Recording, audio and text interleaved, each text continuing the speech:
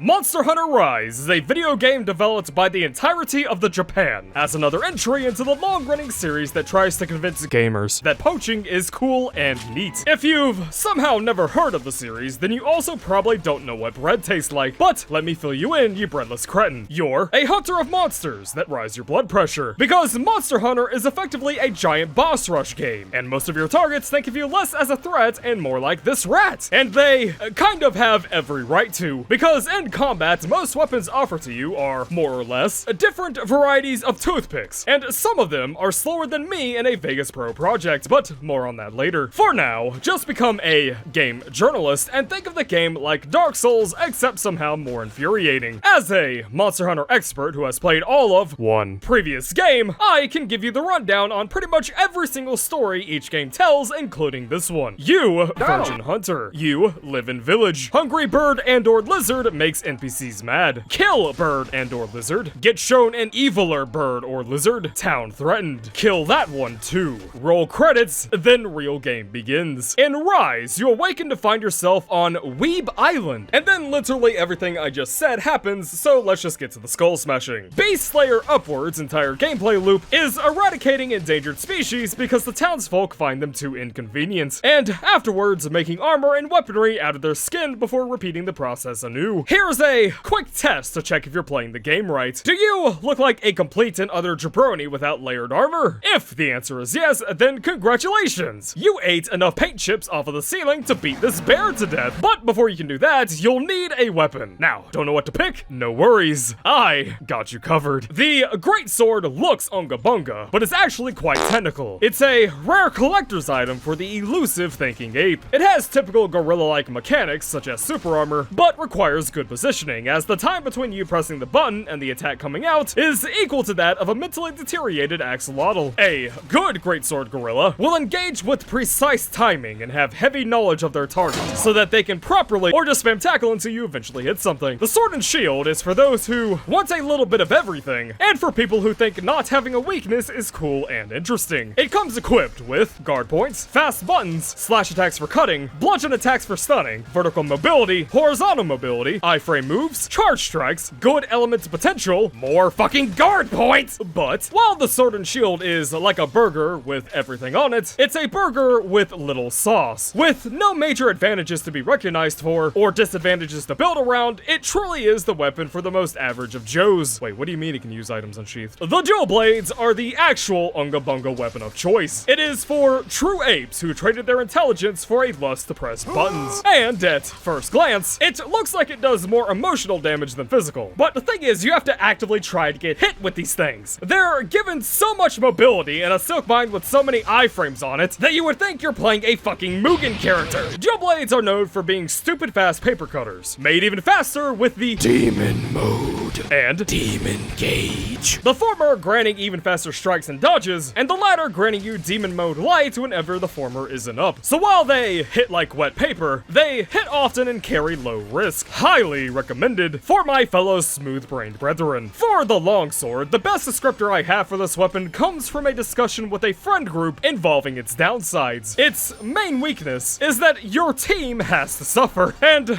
given the kind of people that the longsword attracts, no offense, it does make sense that its main weakness is that everyone else has to build around you, like having to decide on a restaurant alongside of a vegan. This is all a roundabout way of saying that the longsword is infamous for flinching teammates because it is long and fast, and that I hate it. That's right. Protagonist Kun here is precisely why you'll be running this for the rest of your pub hunting life. Hammer users looked at the greatsword and said, hey, I want that, but none of the downsides. Despite looking like a boulder tied to a stick, the hammer secretly has a bunch of tiny rockets built into it because it moves and hits like a bullet train. It sports a charge system similar to that of the greatsword, but this one lets you run and trades cut damage for blunt instead. You see, the hammer is for those who believe in my personal motto, why raise your own IQ when you can lower theirs? Known for sporting some of the highest stun and bludgeon damage in the game, hammer users usually prevent monsters from being a threat for like 30% of the hunt. Thanks to to its mobility, damage, and a new iframe wirebug dodge, the hammer is an appealing choice for gorillas and rock connoisseurs. The hunting horn. It's a weapon for those chads who wish to become cavemen, but with manners and shit. Now, the horn is capable of providing numerous buffs to the party, ranging from heals to damage boosts, but don't let the support tag fool you. This thing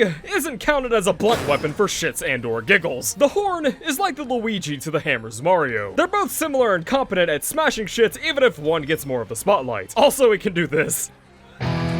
You might be wondering why I'm sucking the cock of the hunting horn right now. Is it because I main it? Well, no, it's actually one of my least used weapons, but I'm trying to get more people to play it.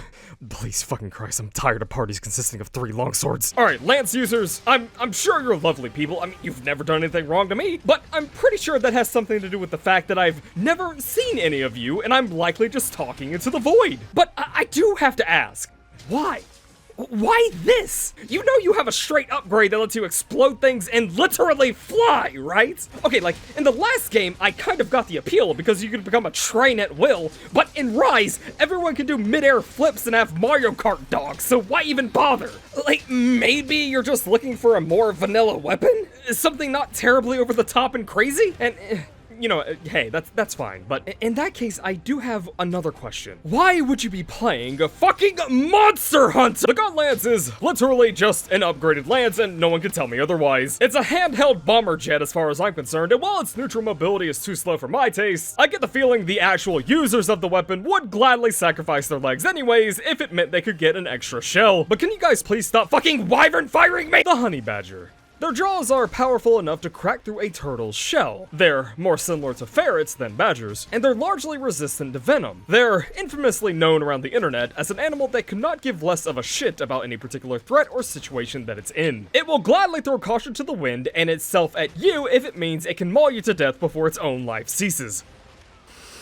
And that's precisely why I think every Switch Axe player is a honey badger. The Switch Axe basically has 0 defenses. It's a weapon that often gets its shit slapped around more often than not. With poop diaper mobility in sword form and sidesteps instead of rolls alongside either no or limited iframes on it, it's quite frankly a wonder that Swag Axe players are even able to live long enough to reproduce. But here's the thing. The Switch Axe doesn't even give a fuck. It trades defensive options for the ability to output a ton of numbers, sometimes even matching the speed of a dual blade user. Except the Switch Axe actually deals damage each hit instead of just politely suggesting it. It's one of the few weapons capable of juggling both physical and element damage extremely well. And hey, did you know that exhaust vial attacks actually cause stun damage when striking the head? That's right, you can turn it into a fucking hammer. This Zenogre just wants this hell to be Zenover. And of course, they buffed zero-sum discharge, so that when latched onto the monster, the user cannot be knocked off, which means that us Switch Axe players usually cart in the coolest ways imaginable. It also gained a Silk Bind attack that lets it cancel out of zero-sum's recovery fall and lets the user go right back into carelessly risking their lives. It goes without saying, but this is my favorite weapon. Just make sure you don't mind occasionally getting your asshole turned inside out, which is another fun honey badger fact, by the way. The charge blade is what would happen if the Sword and Shield decided to let its hair down and actually have some fun for once. It has similar versatility to the SNS, fast attacks, guard points, approach tools, a large cock, but it trades some of its mobility for access to greater deeps in the form of a fucking chainsaw and the almighty super amped elemental discharge. One of, if not the strongest attack in the game. Or maybe not, I don't know, what do I look like, a fucking Monster Hunter meta-redditor? I run around with a Evade Extender 3 and I'm fucking proud of it, damn it. Because of needing to manage 2 gauges, 2 resources, 2 attack forms, and remember what attacks have guard points, the Charge Blade is considered to be the most mechanically complex weapon, but as someone who jumps between Switch Axe and this thing, let me tell you, it's complex on a surface level only. Like a textbook with a cover about theoretical physics, but every page is just an image of this gorilla. If you don't know what you're doing, just spam counter peak performance.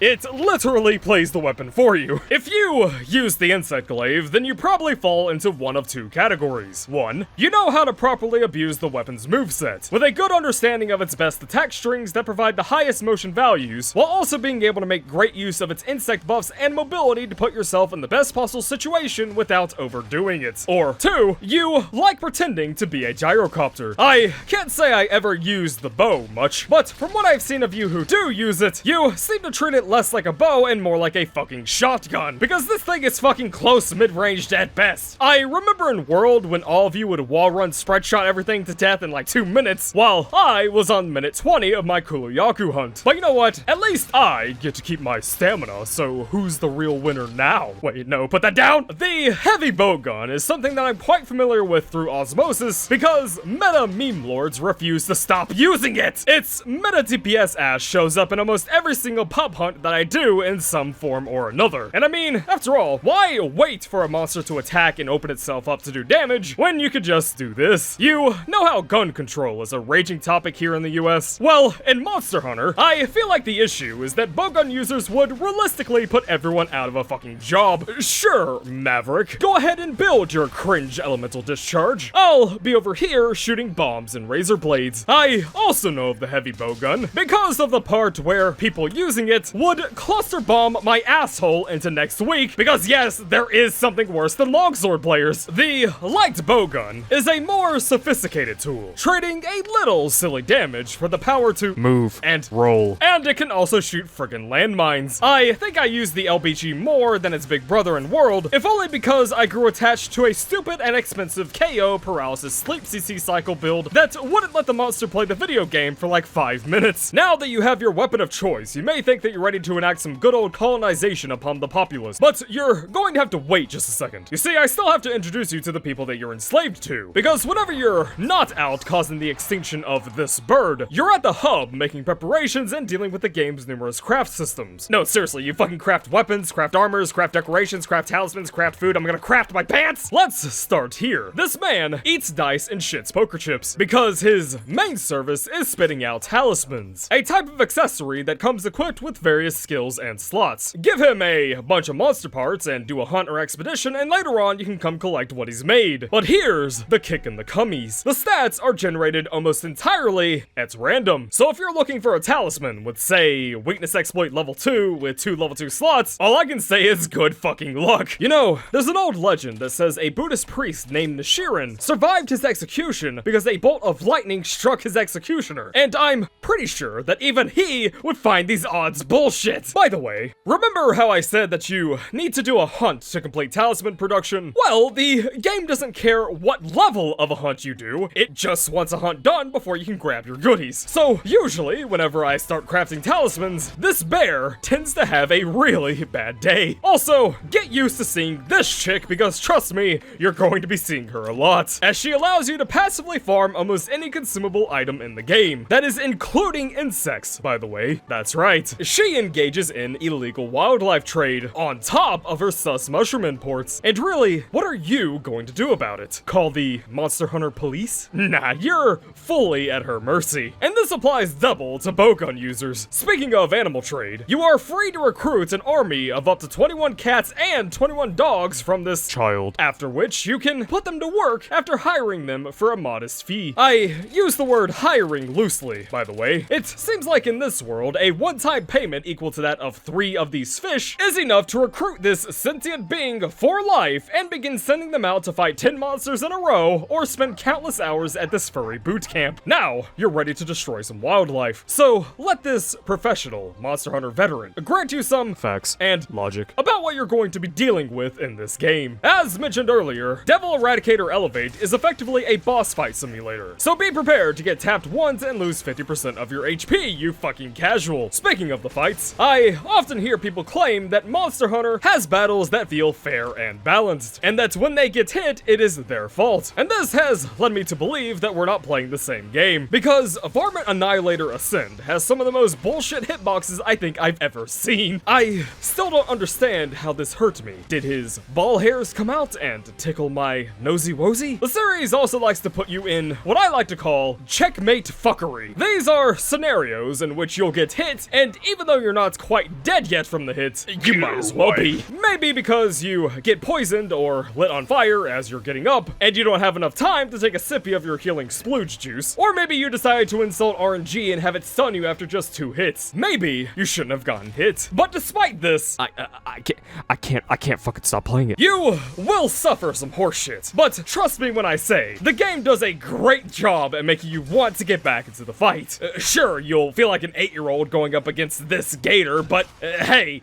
I believe in our adaptivity as a species.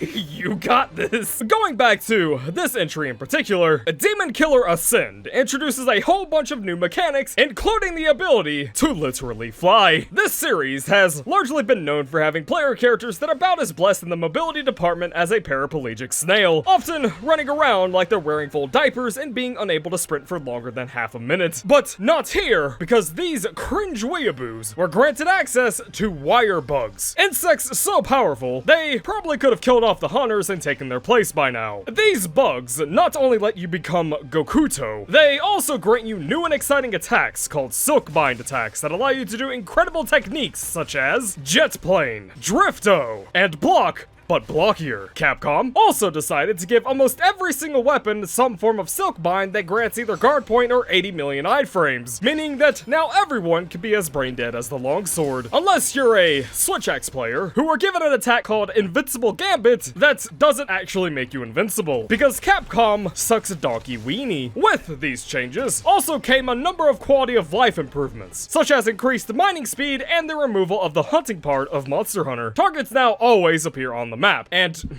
hot take here, this was a great fucking change. Look, let's be fucking real. Monsters always spawn in one of maybe 2 positions on the map, so even without this change, it was always like, well, this Raytheon could either be at its nest or eating a fucking dinosaur, let's flip a coin. So it wasn't ever really much of a hunt, as much as it was popping into their home to ask their mom if they could come out to play. Next, here's a tip involving multiplayer.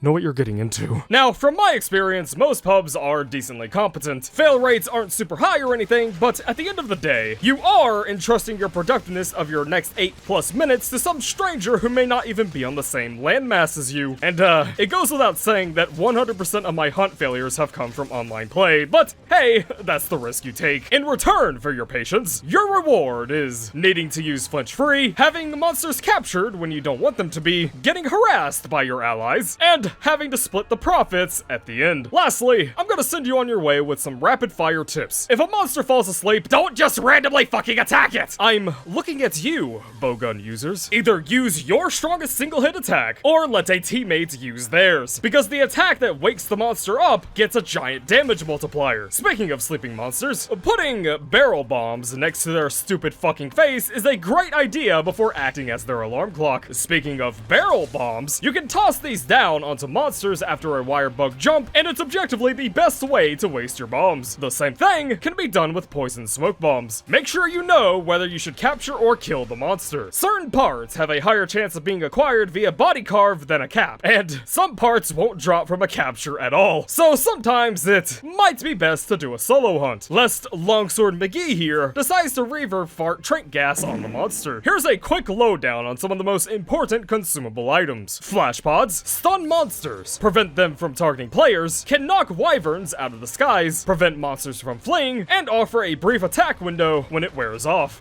These things are fucking broken, unless you're fighting a Kazu, in which case, die. Demon Drug is a damage buff that is permanent until the hunt is over or you die. It also stacks with Might Seeds and Demon Powder for maximum roid rage. Shock Traps are the main way to capture monsters, but also allow for free beatdown sessions in other cases. Keep in mind that some monsters are either immune to Shock Traps or can even destroy them. Pitfall Traps take longer to set up than Shock Traps, but work against pretty much all monsters. Otherwise, it functions the same as a Shock Trap, except Rajane can still beat your face in even if he falls into one. So please, beware monkey. The best generalist items to farm from the submarine chick in my opinion are Flash Bugs, Might Seeds, God Bugs, Bitter Bugs, Honey, Parashrooms, and Sleep Herbs. The best generalist doggos to eat for are Weakener, Booster, Medic, Defender, Fortune, and Carver. Lastly, you can set up a quick craft wheel, and for the love of piss, please set it up. Because it allows you to bring double the amount of consumables and extra ammo. For example, you normally can only carry 10 mega potions. However, if you have potions and honey in your inventory, you can craft 10 extra, which is great for wide range players who keep needing to heal their single-digit IQ teammates. And with that, you now have a below suboptimal understanding of this video game. Capcom truly outdid themselves with Animal Murderer Boost, even if it should be classified as a controlled substance, because this computer program is more addicting than fucking heroin. My favorite part is when the purple lion pile-drived a red lizard into my asshole. 10 out of 10.